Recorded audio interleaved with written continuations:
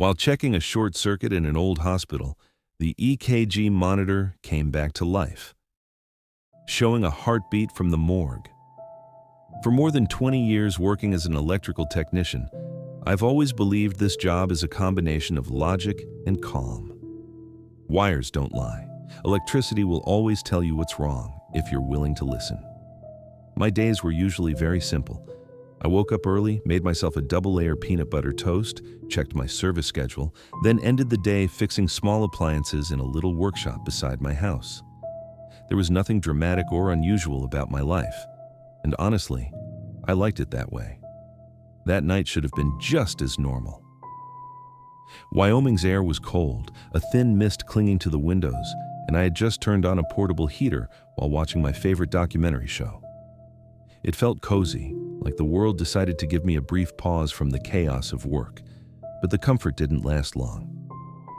My phone buzzed on the small wooden table. The screen displayed a name that rarely appeared: Rivermount Community Hospital, maintenance line. That hospital was an old building, mostly inactive now except for a few rooms used for archives and storage of outdated medical equipment. Several floors hadn't been used for years. Its electrical system was like a puzzle that refused to be completed. I picked up the call. "Evan, sorry to interrupt your peaceful evening." My former supervisor, Randall, sounded tired. "Security reported a short circuit in the West Wing corridor. The panel keeps flickering on and off. They tried to reset it, but no luck." "I'm heading there now," I answered without hesitation, grabbing my thick jacket and toolbox. As I drove toward the hospital, the roads were empty, accompanied only by the hum of the engine and cold breaths of air from the dashboard vents. I felt no strange signs, no sense of unease. I thought it was just another routine call from an old building that complained too often. When I arrived, the large structure looked like a giant shadow standing alone in the fog. The yard lights were dim, some flickering gently as if trying to send a signal. A security guard named Nelson greeted me at the entrance. His face looked tense. "Thanks for coming quickly, Mr. Solberg," he said, sliding a CCTV monitor closer. "The west corridor keeps flickering, and there's one more thing." I looked at the screen. The corridor was empty, but the flickering was irregular, like something was pushing current deliberately from end to end. "What's the other thing?" I asked quietly. Nelson swallowed hard. "Some medical devices in the storage room turned on by themselves." I raised an eyebrow. "Medical devices? The old ones no longer in use?" He nodded slowly. "Including an EKG monitor." I took a breath, trying to stay calm. "Old devices can turn on if there's stray current. Maybe the grounding line is faulty. Don't worry." But Nelson didn't look reassured.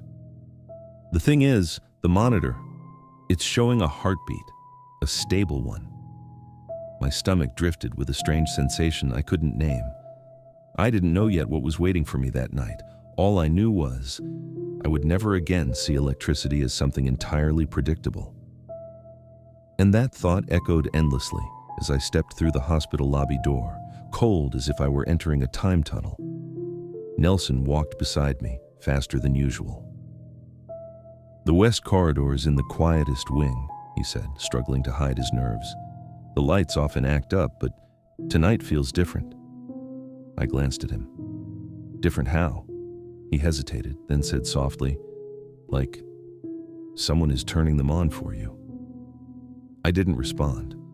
Most security guards were easily influenced by the atmosphere of old buildings, and Rivermount had a reputation for strange stories dating back years. But I wasn't there to discuss stories. I was there to find the short circuit. We walked through the hall toward the west wing. Every step echoed against the walls, creating a hollow sound that oddly felt like it was following me. The neon lights above flickered gently as if waiting. As we approached the last corner, the flickering changed. What was once random became rhythmic. On, off, with perfect timing, too precise to be a typical electrical issue. I stopped. "Nelson, when did this pattern start?" "A few minutes after I called the supervisor," he replied, eyes glued to the lights. "Like, it started when it knew you were coming." I frowned. No, I wouldn't let myself get drawn into that idea. In electrical systems, patterns can be coincidences, or stray current, or aging components acting up. Plenty of explanations. But as I took a step forward, a faint sound came from the end of the corridor. Beep, beep, beep, a very distinct rhythm. An EKG monitor. I immediately turned to Nelson. The monitor's in the back storage room, right? Not near this corridor. Nelson looked even more strained. Correct, but the sound, it feels like it's coming from here. I followed the beeping, my steps slowing as I scanned the surroundings. When we reached a small intersection, the flickering suddenly stopped. Every light stabilized at once, perfectly steady, as if someone had just flipped a master switch. My chest tightened. "This is strange," I muttered, opening a small wall panel. All cables were intact. Nothing melted, nothing loose, no trace of stray current. The beeping grew louder. I could almost feel the rhythm vibrating through the floor. I looked at Nelson. "Let's check the storage room." We walked toward it, passing old double doors. The air in the rear hall felt different, colder, quieter, like stepping into a separate world. Tall racks of outdated medical equipment lined the walls, casting long shadows that shifted with every step we took. When we reached the storage room, Nelson handed me the key. His hand trembled slightly. I opened the door slowly. The moment it cracked open, the beeping sharpened, clear and insistent. I pushed the door fully open. The EKG monitor sat on an old metal table, its dim green screen glowing bright, showing a clean, steady line. The rhythm was perfect, unchanged, unwavering, even though the device hadn't been active in years. I approached it, my mouth dry. "This isn't possible," I whispered. Nelson stood a few steps behind me, unwilling to get closer. "Mr. Solberg, this room has no active power. Its line's been shut down since the renovation earlier this year." I checked the cable immediately. Not plugged into an outlet, not connected to an external battery, not connected to anything. Yet the heartbeat line kept moving, precise, stable, and just as I was about to conclude the device might have held some residual charge, the screen changed. The heartbeat slowed again. Then something appeared that froze me to the core. Patient ID, morgue, basement level. I instinctively stepped backward. The beeping sharpened, quickened, as if trying to tell me something or warn me. Nelson whispered shakily, "Mr. Solberg, that's not a name. That's a location." I stared at him, breathing hard, and at that moment I realized whatever was happening in this old hospital was only just beginning. That realization hit me the moment the EKG screen flickered again, its heartbeat now erratic, as if forcefully demanding my attention. I swallowed slowly and said, "We need to verify if the electricity in the basement is really shut off." My voice tried to sound steady, though I felt the stiffness in every word. Nelson hesitated. "You want to go down there? To the basement? Now?" "Yes. If the electrical system is leaking power into the morgue, it could be dangerous. And if there's active current down there, I need to cut it." Nelson didn't move. His eyes were fixed on the door leading toward the basement corridor, as if something might emerge from it at any second. Finally, he nodded, though painfully slow. "In that case, I'm coming with you. But please, let's stay close." I grabbed a flashlight from my toolbox, switched it on, and led both of us out of the storage room. The place felt like it was watching us leave, especially when the still active monitor let out one long tone that echoed faintly down the corridor. The hallway leading to the basement was at the far end of the west wing, an area rarely used except by archivists or technicians like me. The lights were dimmer than the rest of the hospital. Some were dead entirely, leaving patches of darkness I had to cut through with my flashlight. As we walked, I kept repeating my purpose in my mind, clear and simple. Find the source of the current, check the basement panel, make sure no device was running without an official power line. Basic technical work, that was it. I told myself that over and over, but the closer we got to the basement stairs, the more the atmosphere changed. A chill began to creep in, not regular cold, but a cold that felt like it came from a vast, empty space. The lights overhead grew unnervingly steady, too steady, as if refusing to flicker even with power flowing through them. Nelson walked half a step behind me. "Mr. Solberg, I've worked night shifts here 5 years. I've never seen it like this. I know, I murmured. Something's feeding the current and I need to find it. When we reached the door to the basement stairwell, I noticed the light above it was glowing steadily, more stable than any other light we had passed, like a signal or an invitation. I pushed the door open. Its hinges groaned softly.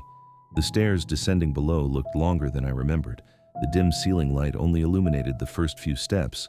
The rest drowned in a soft gray shadow. The air drifting up from below felt damp, like a room unopened for years. I lifted my flashlight and started down. 1 step, 2 steps, 3 steps. On the 4th, my flashlight flickered slightly before stabilizing again. For reasons I still can't explain, I felt a strong urge to leave the room immediately. I closed the panel without finishing the inspection and hurried toward the stairs. After just a few steps, the emergency light suddenly flickered back on, as if nothing had happened. Everything was normal again. Too fast. Too perfect. I stopped, turning back once more, and for a brief, fleeting moment, I was certain I wasn't alone on that floor. That feeling clung to me even after I reached the control room. Everything there looked exactly as it should be. The night operator was sipping coffee, the monitors showed quiet corners of the factory, and the AC hummed steadily. No tension. No alerts. I tried to stay calm, but my mind was fixated on one thing: the second floor CCTV footage. "Lights glitch out up there?" I asked, trying to sound casual. The operator shook his head. "System stable, no alarms." That answer made my chest feel tighter. I asked permission to review the last few minutes of footage. He hesitated, then nodded and rewound the camera, facing the panel hallway. At first, the screen showed only me, standing with my back to the camera, opening the panel, working like usual. I almost felt relieved. Then I saw them. On screen, I wasn't alone. Right behind me stood several figures. Their faces were unclear, their shapes blurry, like silhouettes that didn't fully blend with the light. They stood still, not moving, not touching anything. The number of them made my breath stop. 7. 7 figures standing neatly in a row, all facing me. My hand shook as I pointed at the screen. Who is that?" The operator leaned closer, squinted, then gave a small, confused laugh. "There's nobody there, Caleb. Camera only shows you." I snapped my head toward him. "You don't see them?" He shook his head again, this time looking worried. "Might be a reflection or signal noise. These old cameras glitch all the time." But I knew what I saw. I asked him to replay it. When the footage reached the moment the lights went out, my knees nearly gave way. On the screen, when I turned around, one of the 7 figures turned to look directly at the camera. I made up my mind on the spot.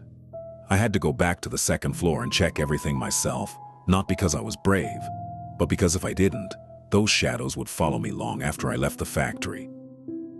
I grabbed my full equipment and went up alone. The second floor hallway was silent again. The lights were normal. The panel was shut tight, as if nothing had ever happened. But when I switched on my measuring tool, the small display showed something impossible. There was electrical activity, in a line that was supposed to have been cut years ago. That old line led to the old production room, an area sealed off long ago after a major incident. An area no longer listed in anyone's schedule. And for some reason, my instincts told me, if I followed that line, not all the answers would make me feel safer. But I kept walking. The hallway toward the old production room was darker than the rest of the factory. Lights there rarely turned on, only a few still flickered weakly, like tired breaths. Every step echoed, making the place feel larger than it really was. The steel door to the old production room was half open. The rusty padlock still hung there, untouched, but it wasn't locked. That was my first red flag. This area should have been sealed. No maintenance schedule, no active power lines. I slowly walked in. The big machines stood still, covered in dust and shadows. Yet the tool in my hand kept beeping softly, showing active current. The old cables overhead looked alive, as if recently used. I tried cutting power from a small panel on the wall. Nothing changed. I disabled one backup line. Still nothing. I tried the final line, the one that should be the total cutoff. The readings grew higher. That's when I realized the system wasn't responding to technical logic. It was as if something was forcing the current to stay alive, refusing to be shut down. The room lights suddenly turned on at full brightness, and in the reflection of one of the machine's glass surfaces, I saw them, not 7 like the CCTV. More, they stood between the machines, filling the empty space, silent, all facing me, not approaching, not moving, but their presence pressed against my chest, making it hard to breathe. I shouted for anyone, no answer. My radio crackled with nothing but static. Every exit felt far away, every logical option was gone. And then I realized the most terrifying truth of that night. This whole time I thought I was trying to turn the electricity off. But maybe, that wasn't what they wanted. In the center of the room was an old master switch, covered with dusty glass. It wasn't connected to the modern system anymore. This was the switch used before the major upgrades, officially non-functional. Yet my tool vibrated violently as I approached it. If I pulled that switch, I had no idea what would happen. But if I didn't, I was certain I wouldn't make it out of that room. With trembling hands, I stood before my last remaining option. Before touching it, I accidentally looked toward one of the old machines. There, I noticed a small metal plaque covered in dust. I walked closer, wiped it clean with my sleeve, and read the faint engraving. For the technicians who never made it home. My chest tightened. Memories long forgotten suddenly surfaced. Years ago, before I worked here, there had been a major electrical failure in the old system. Production halted instantly. Several night shift technicians were in this room, trying to fix it. The official report said the incident was handled. No details. No transparency on the system upgrades. I looked around again. The figures now felt different. They no longer seemed like random shadows. There was something about the way they stood, like they were waiting for instructions, like technicians waiting for orders. And for the first time, I didn't feel threatened by them. I looked back at the old switch, and suddenly, I understood. For years, the factory's power was never fully shut down. The old system had been kept alive, not for machines, but to keep something going, not for production, but for those who never finished their shift. The CCTV didn't show them as people because they weren't part of the modern system anymore. But the old system, the switch, still recognized them. If I pulled it, I wouldn't be shutting down the factory, I'd be ending their shift. And for a moment, the thing that frightened me most wasn't about my safety, it was whether I had the right to make such a decision. But when I looked at one of the figures, I saw something I'll never forget. It nodded, slow, calm, like someone finally being allowed to go home. I closed my eyes and pulled the switch. No explosion, no loud bang, just silence. A kind of silence different from before. The old machines stopped completely. The faint hum I'd been feeling in my bones finally faded, like a deep breath being released. The lights dimmed, then went out. In the dark, I stood still, waiting. But what came wasn't fear. The air felt lighter, my chest felt relieved for the first time that night. When the emergency lights finally clicked back on, the old production room looked empty. No figures, no shadows. Just abandoned machines and quiet floors. My tool now showed zero. No active current. The old system was finally dead. The way it should have been years ago. My radio crackled back to life. "Caleb, where are you?" The operator sounded panicked. "I'm okay," I said softly. And for the first time that night, I truly was. A few days later, the factory ran a full inspection. The old lines were removed from the system. No more anomalies, no more CCTV glitches. The footage from that night somehow showed only me the entire time, as if what I saw was never meant to be recorded. I still work at Hawthorne Manufacturing Plant, but I never get second-floor night shifts again. Coincidence or not, management moved me to planning division, a quieter, brighter job. Sometimes when I pass the now locked old production room, I pause, not out of fear, but out of respect. Since that night, I've learned something important. Not every disturbance can be fixed with tools and logic. Some things remain in the walls, behind schedules, behind official reports. Things that only want to be acknowledged and properly resolved. I've never seen them again. But I'm certain that night, they finally went home.